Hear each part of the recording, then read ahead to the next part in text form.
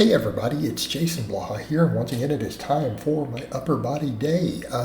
Super happy with today's workout, other than the rows, but I'll get to that. Gonna have to figure out what bar I want to use for those Yates rows if I don't want to use straps. All the pressing though went phenomenally well. The bicep training went well. Super happy with all of it.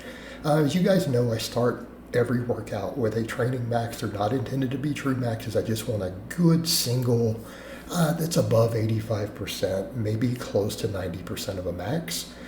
So you guys notice on the flat bench, I did a flat back, ultra wide grip, no wrist wraps bench, just did 315. Now, obviously, when people watch that bar speed, I could have repped that, but that's not what we're trying to do. Simply trying to use these as a warm-up and to maintain doing a reasonably heavy single on my big three so that if I ever want to power lift again, I can jump back into it immediately because the training is really bodybuilding. But again, I feel like it's a good warm-up. And it sounds funny that's like you doing a heavy single as a warm-up. Yes, I do, and there's evidence to support that.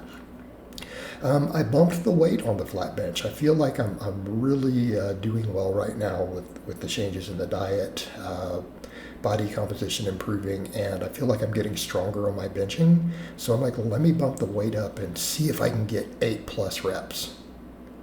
I got 10 reps on everything, which really surprised me because I wasn't expecting that. I was kind of like, can I actually get to 10? I got to 10 on the first set.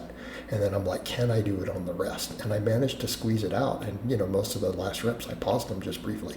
Now, note I do a really soft touch and go, and I want people to notice I'm flat back. We're doing a wide grip. So for the wider grip, my middle finger is on the rings pretty much. So we're almost illegal wide. But what I'm trying to do is get the deepest stretch possible on the chest. So we do a very soft touch and go. People to note there's no bouncing. I just barely touch the skin and then come back up. Last rep, I try to pause a little. Again, I'm trying to not use any real leg drive. That's hard for me as a power lifter. So I'm not really bracing super hard. I'm keeping flat heels, trying to keep the back pretty flat. And I'm just trying to get the pecs to work to the longest range of motion possible. All right, pull-ups, I went up to 25. I only managed to get 8 reps today on everything. These sets were hard. Now, some people point out, they're like, well, when you do chins, you get your chin above the bar, and I do.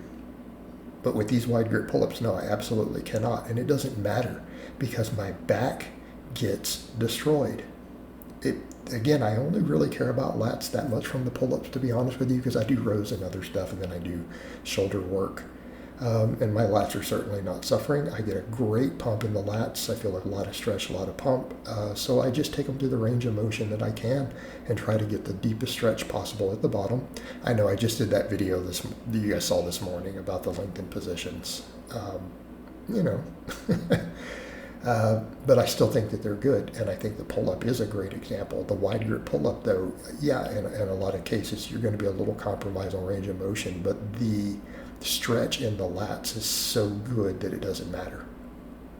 Part of me, though, because I need the biceps need to be a high priority, I almost feel like I should replace it with chin-ups. But I don't want to neglect my lats, and I know my back is my best body part, but I also don't want my lats to get neglected, and that's a little bit of a concern. But I've seriously thought about it since I'm doing the Yates rows, and then I've switched over to straight bar curls today instead of the dumbbells so that I can force that better supination. But really happy with all of that. The benching, super happy with. All right, on the incline, I know people have pointed out, you're not touching your chest, you're doing a partial. I'm really not. So today I also said, let me see if I can find a grip width in an exact angle to where I can touch. Because the thing is, I'm trying to touch the upper chest. I'm trying not to be further down it because I'm really trying to work the muscle fibers more, the upper pectoral. I really want to keep thickening that area up. So I played with the grip with the empty bar till I found a grip where I can touch the chest. And so I'm like, let me just replicate this.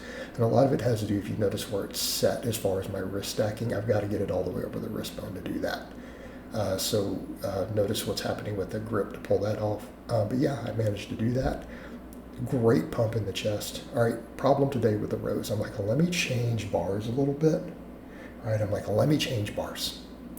Because the grip made me have to re-grip the very last set last time. So I'm like, let me use my Texas power bar. It's got more aggressive knurl. You know what? It also has way more spin. See how much that bar is spinning? This turned into a grip problem. My grip absolutely gave out on the final set. I could only get 5 reps, even resetting. Now, I'm going to have to change bars. I mean, go back to this bar that I'm using for the incline because it has less spin, and that's the issue. It's not the knurl. But I'm going to be honest, man, those underhand grip rows, especially standing, like a bent over version, the grip training and the forearm pump's ridiculous. But what's great is that I feel the lats, I feel the biceps. And I'm doing it also because I need the bicep work, but they are such a crazy grip training tool. Particularly when you start getting up to like 225 like that with 2 plates. Wow. And keep in mind, guys, you guys have watched me grip 600 plus pound deadlifts just fine. So put that into context. And some people will be like, well, why don't you strap up? Because we need grip training. And I'm going to just find a bar that lets me do it. I may go back over to that other bar. It did a little bit better. Make sure I chalk up good, squeeze that bar a little harder. But did I feel a ton of bicep activation? Yes. And I do wonder, though, if on the last set, too, I was also failing. I don't know if it was purely grip giving out. It could be with the bar and the roll. But it was also fatigue. I feel like my lats got worked and my grip and everything got worked super hard today. I think going heavier on the pull-ups definitely got a lot of back fatigue. So that could also be why it was giving out. Still got that back pump as I'm over here messing with the incline. You know, people can hate on me all they want, but you can't say I don't have a back. Baby got back. But the incline, same thing. I got to the 3rd set and I squeezed out 8 reps. You know, I got 10 on the first 2, but again, the chest work today was more total workload. Weight went up across the board. Also got the deeper stretch by touching on the incline. By the time I got to this last set, my chest was just trashed. It was just throbbing. It was burning. That last rep, I was scared I wasn't going to be able to lock it. Notice me shaking. And I know it looked good, but when I did it, I'm like, I don't know if I can lock this. That was a 0 rep in reserve. I feel like had I gone for another rep, I would have got stapled. So I didn't get 10 on the 3rd one. I got like 8. All right, same thing here. This is where we're seeing the fatigue accumulate. I just can't even grip it anymore, but I think it was also my overall fatigue. Right? It wasn't just grip at this point. It was my biceps, my lats, everything. They were done. Everything was done. So now it's time to isolate. We hit the big movements, chest and back from 2 different angles. Got some good rep work in. Now we come in and we hit these small muscles. All right, so here's the idea. Laying extensions. Why? Because I want to get a deeper stretch on the long head. We're working the other stuff with all the pressing, good benching, good incline work, but the triceps have to be finished off. Hey, they have to be finished off. Now, we do get a little long head stretch from the pull-ups, but that is obviously not enough to do everything we need. It maybe adds a little, you know, but this is to finish the triceps off. And these went good. I managed to get 12 reps with these. I'm taking these all to about 1 rep in reserve. All right, curls, I'm like, okay, let's go back to the straight bar strict because this is really what I'm feeling consistently. Okay, so I went really light. And I'm like, well, let me just go strict. Try to keep the cheating to a minimum, right? Keep the cheating to a minimum and just hammer the biceps and take these to failure. I got right at about 15 and it failed. Then the last set I had to rest pause to get to that 15 and then it failed after that. I think I got to the 15. But with these, again, just trying to do the full range of motion, locking out at the bottom, trying to be strict and just burn the biceps. Notice on some of those last reps, I'm trying to squeeze as hard as I can on the way up and have some control of the negative. And that's pretty much failure. So each of those, when I hit the bottom, I couldn't go further. So then for the same for the tricep, I'm like, let me finish the delts off. I almost feel like I could throw hammer curls or something. and for a last movement, I feel like my delts are in a good place, but would extra side delt hurt? Probably not. And it probably is a good idea to isolate them, even though, again, my delts are really not a weak link. And normally I would say isolate your weak links, which is arms. I'm just concerned that the rowing and the pressing isn't enough for the side head. I just want to make sure. So I'm doing those sets pretty much right to failure, just grabbing 25s. And I think they're around 12 or 13 reps or so. I don't really count at that point. I'm just trying to take them to fatigue. And again, I'm not as concerned with being strict. As long as I feel the lateral head working, that's all I care about. And as long as I feel it fail, we're good. But yeah, the extensions, these felt really good today. Really, the only thing I wasn't happy with was the rows today. And again, I'm just going to change the bar back over. There's so much spin on that good bar, that competition power bar. I was hoping because of the aggressive neuro it would be better. But I feel like the Rogue BNR bar, even though it's smoother, doesn't roll as much. I'll just use it for those. The curls, though, these felt good. Right, even though I would like to go a little heavier, I don't want to cheat. So I want to keep these strict. And yeah, I have to do 15s with this weight to get to failure. And I'll slowly work these up.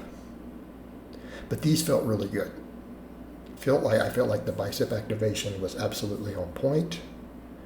It felt good. I felt the biceps fail at the end. Right there, you can tell. And then I try to do that. See, notice that little movement? That was me trying to lift it, and it just stuck. It's like, we're done. So after doing, the underhand grip rows and the pull-ups, I'm just going to call them Yates rows. I felt like, my biceps really got finished with that. And so again, I'm not trying to do huge amounts of volume here. I'm not trying to do huge amounts of volume. I want about 12 sets of muscle group per week because I do 2 upper days. And here's how I'm just going to count it. I'm just going to count the pull-ups and rows as half sets for biceps and the pressing as half sets for triceps. I'm just going to call it that way. I'm not saying it's how you should do it, because they are primary movers in those. So to get to the 12, I need 3 isolation movements, and I need them to hit the muscles at a different angle. And that's the main thing. So again, the extensions, I want that long head to be emphasized more. And I feel that I get that really good from this. I'm not up to doing the behind the head standing or seated extensions right now. I think those are great. Just with my shoulders having had some issues in the past, and they're in a really good spot now, I'm reluctant to aggravate them with those. I used to do those years ago. You guys have seen me do them back when I lived in the UK like 9-10 years ago. Haven't really done them since. I just haven't found them to be comfortable. But that is comfortable, and it's easy on my shoulders. All right, last set of curls. This one was for the money. So like, this is the final set. Let's make it count. Man, I had to pause for a couple seconds on the last couple reps because I'm like, I still want to get to that 15. I failed at 15, failed on the 16th rep on the last 2. I want to try to replicate that again. So again, I kind of did some rest pause. I'm like, let me just see. I'm having a pause at the bottom, get a deeper breath, regrip it. Just trying to get to that same number again. So it's rest pause to get there. I wouldn't have been able to get it otherwise. And again, controlled that negative on the last one, then it failed. I couldn't get another rep. And then we finished up with one more set of laterals. So overall, like I said, other than the rows, which the first set was really good, I'm super happy with today's workout. Everything else felt great. The bicep work, the pressing, everything. So I hope it's been informative, and I will talk to you guys next time.